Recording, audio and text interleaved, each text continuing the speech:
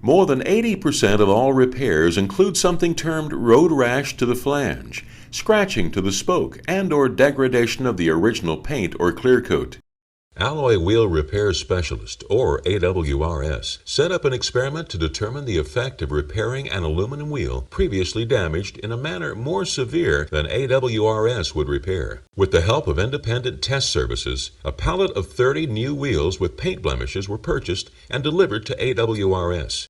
For structural testing, a notch was milled across all 5 spokes at a depth of 2 millimeters at a location considered to be the most consequential to the structure of the wheel. The groove was made for the worst case structurally and commercially, thereby making a repair not practical. Each wheel was repaired by sanding the material adjacent to the damage, pre-treating, priming, applying base coat and clear coat, and then curing under an infrared heat lamp per Alloy Wheel Repair Specialist specifications. Once repaired, the wheels were sent to the independent test services for structural testing. Radial fatigue tests were conducted per the vehicle manufacturer's specifications. During testing, a wheel is fixed at the center and a pressure is applied by a rotating drum with 250,000 cycles being the accepted criteria. All the repaired wheels passed radial fatigue testing without cracks.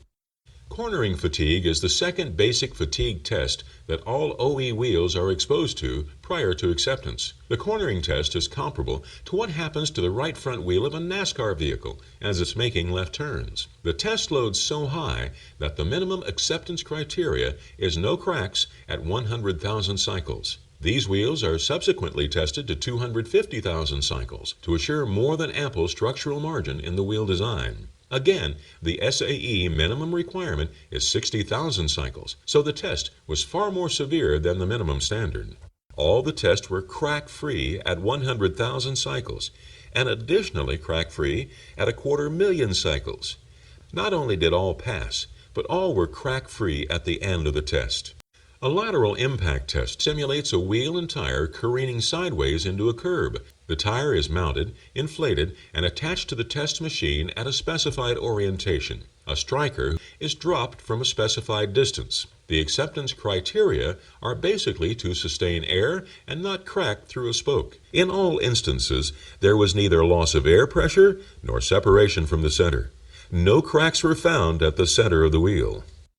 In summary, a typical wheel was exposed to a groove that is beyond what is commercially viable to repair. No measuring degradation of fatigue or impact strength was observed over the parameters specific to the vehicle manufacturer.